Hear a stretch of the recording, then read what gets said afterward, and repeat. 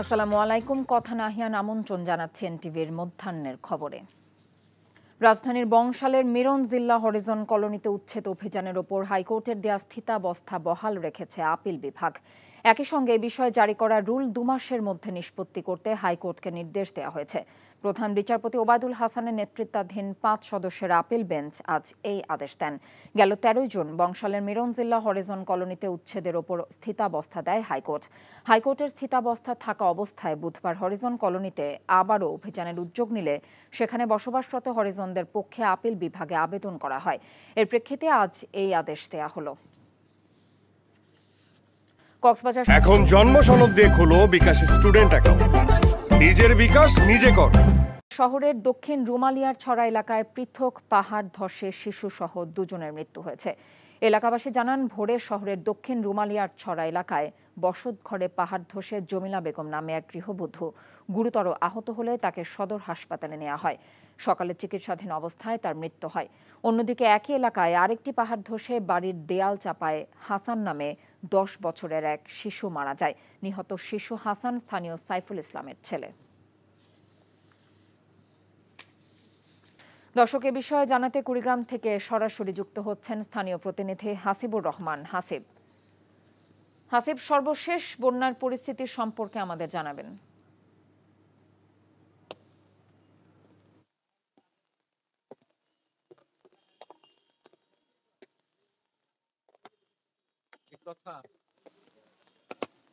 খবরে যেমনটি বলছিলেন যে বন্যা পরিস্থিতির উন্নতি হয়েছিল ঠিকই, কিন্তু কুড়িগ্রামে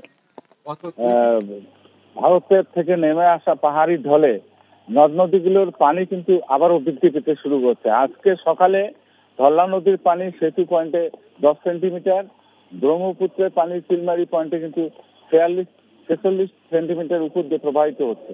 এছাড়া তিস্তার পানি ১৫ সেন্টিমিটার বিপদসীমার নিচ দিয়ে প্রবাহিত হচ্ছে। এখন জন্ম সনদ দিয়ে খোলো বিকাশ স্টুডেন্ট অ্যাকাউন্ট। নিজের বিকাশ নিজে কর। আমি এখানে যেখানে দাঁড়িয়ে আছি, এটা শহরের মসজিদে আদর্শ কলেজ।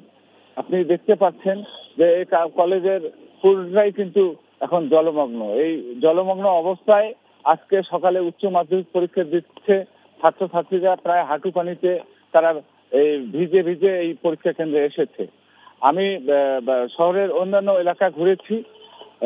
খলিগঞ্জে বাফার যে গোডাউনটি আছে, জেলা বাফার গোডাউন, সেখানে আর ৪ ইঞ্চি পানি উঠলেই কিন্তু সরকারের কোটি কোটি টাকার সার, ইউরিয়া সার, সেটি কিন্তু নষ্ট হওয়ার উপক্রম হবে।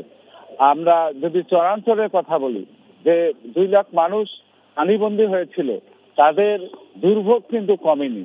তারা বাড়িঘরে যদিও ওঠার একটু চেষ্টা করেছিল, গত ২ দিনে ভারী বর্ষণ এবং পাহাড়ি ঢলে আবারও পানি বৃদ্ধি পেতে থাকায় তাদের দুর্ভোগ কিন্তু চরমে উঠেছে।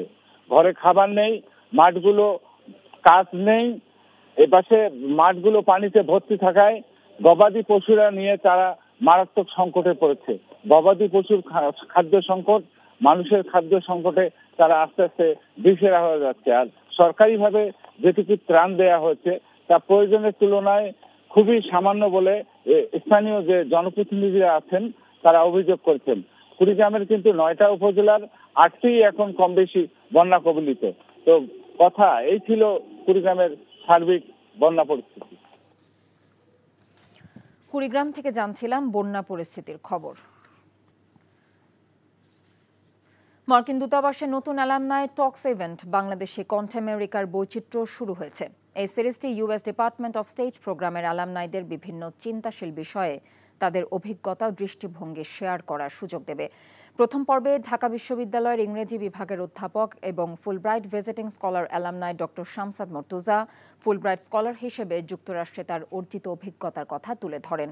তিনি যুক্তরাষ্ট্র, বাংলাদেশের শিক্ষা ব্যবস্থা এবং যুক্তরাষ্ট্রের আদিবাসী আমেরিকান সংস্কৃতি নিয়ে আলোচনা করেন। এই আলোচনা পরিচালনা করেন ঢাকায় যুক্তরাষ্ট্র দূতাবাসের পাবলিক এঙ্গেজমেন্টের ভারপ্রাপ্ত পরিচালক ব্রেন ফ্ল্যানিগান। বস্তুনিষ্ঠ সংবাদ পরিবেশন করায় দর্শকদের গ্রহণযোগ্যতা অর্জন করেছে এনটিভি। দেশের বিভিন্ন স্থানে প্রতিষ্ঠাবার্ষিকীর অনুষ্ঠানে উঠে এসেছে এমন বক্তব্য। এনটিভির জন্মদিন উপলক্ষে চাঁপাইনবাবগঞ্জ প্রেস ক্লাব মিলনায়তনে আলোচনা সভা অনুষ্ঠিত হয়। এতে সংসদ সদস্য, সাংবাদিক সহ সর্বস্তরের মানুষ উপস্থিত ছিলেন। পরে একটি র্যালি শহর প্রদক্ষিণ করে। বগুড়া শহরের কৈপাড়া এলাকায় কেক কেটে অনুষ্ঠানের উদ্বোধন করা হয়। এ সময় উপস্থিত ছিলেন বিএনপি চেয়ারপারসনের উপদেষ্টা সহ অতিরিক্ত জেলা প্রশাসক ও বিশিষ্টজনেরা। কেক কাটা এবং আলোচনা সভার মধ্য দিয়ে ফেনীতে পালিত হয়েছে এনটিভির প্রতিষ্ঠা বার্ষিক। বক্তারা দেশ ও জনগণের কল্যাণে এনটিভির সব সময় পাশে থাকবে বলে আশাবাদ ব্যক্ত করেন। এনটিভির 22 বছরে পদার্পণ উপলক্ষে বরগুনা প্রেস ক্লাব মিলনায়তনে কেক কাটা এবং আলোচনা সভার আয়োজন করা হয়।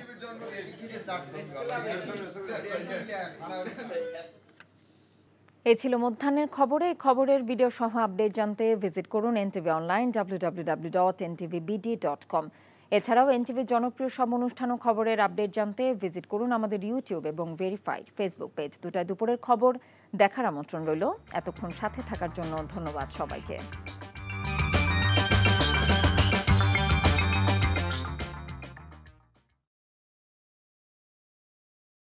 ভালোবাসাটা কি জানো? 1 মণ দুধের মধ্যে 1 ফোঁটা গরুর চোনা। এই 1 ফোঁটা গরুর চোনা যেমন 1 মণ দুধকে নষ্ট করে দেয়, ঠিক সেরকম ভাবে প্রেম ভালোবাসাটা তোমার ক্যারিয়ারটাকে একদম নষ্ট করে দেয়। তোর জন্য কেন আমার এত টান, তুই ছাড়া কাঁদে আমার অবুঝ পরাণ। দূরে গেলে বুকে ভালোবাসা জাগে, তোর জন্য আমার বড্ড মায়া লাগে।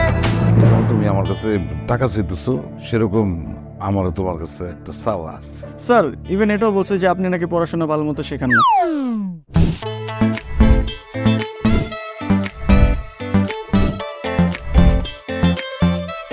অল্প বয়সে জীবনের সরোবরে ভালোবাসা নামক একটি চোনা ঢুকিয়েছে।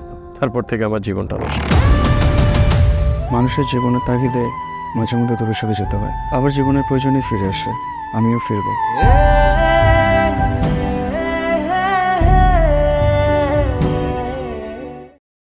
এখন জন্ম সনদ দিয়ে খোলো বিকাশ স্টুডেন্ট অ্যাকাউন্ট। নিজের বিকাশ নিজে কর।